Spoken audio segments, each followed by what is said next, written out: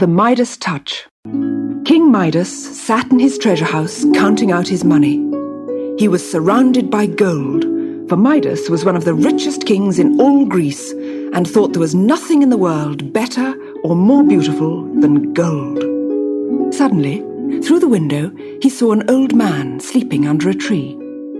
The stranger stirred and sat up. He was Silenus from the court of Dionysus, god of wine.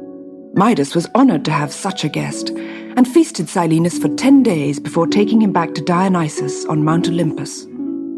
They found Dionysus resting in his vineyard, eating a bunch of grapes.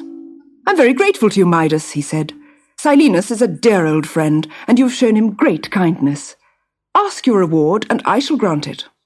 Now the king knew that Dionysus could grant all manner of wonderful things, and at once his thoughts turned to gold. Gold was what he wanted. Gold, and yet more gold. "Grant that everything I touch turns to gold," he said. "Your wish is granted, Midas, but you'll live to regret such greed, mark my words."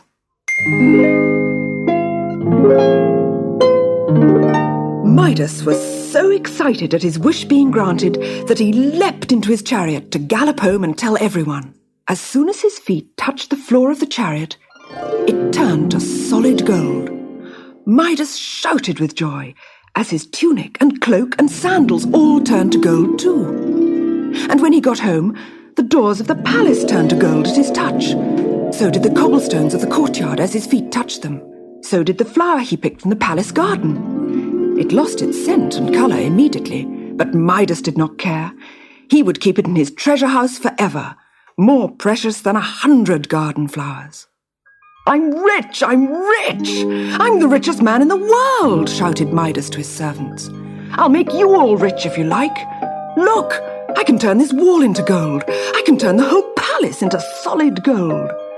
And he gave his horse an affectionate pat. Its hooves clattered once on the golden cobbles.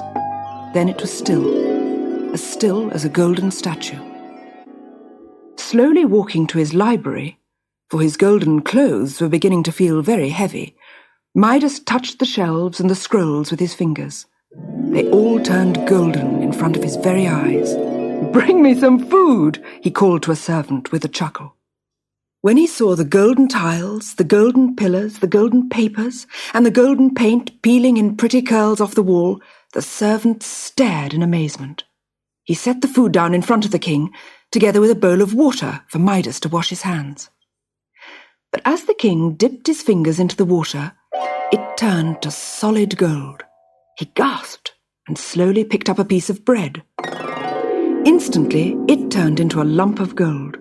And when Midas went to drink the wine, it too turned golden in the goblet. Midas reached out and snatched the servant's arm.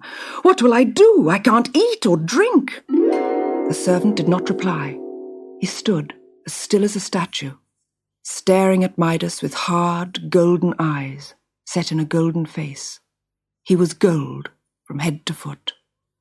"Father, Father, make my wagon golden, and my dish and spoon." The king's young son and daughter ran into the room, their arms outstretched.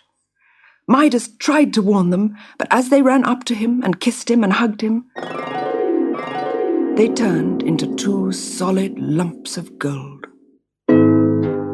Tears fell from his eyes. Tink, tink, tink. The beads of water fell in golden droplets down onto the floor. By the time Midas returned to the vineyards on Mount Olympus, he was bowed down with weariness under the weight of his golden clothes. How he longed to be free of his golden touch.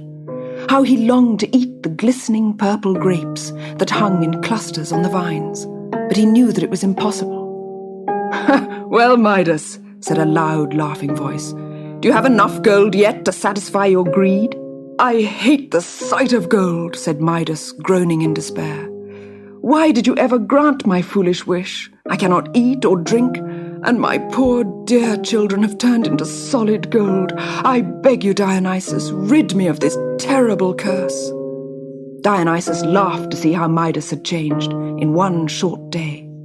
But at last he took pity on him. "Go to the river Pactolus and wash yourself from head to foot," he commanded. Midas stood beside the river and hesitated. Would the muddy water turn to gold and crush him to death?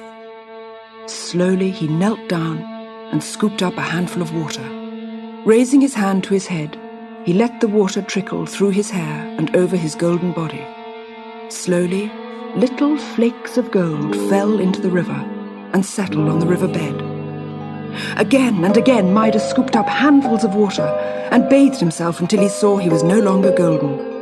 And when he ran his hands over the green grass growing on the river bank, it did not turn to gold. He saw a tall water jug lying by the river.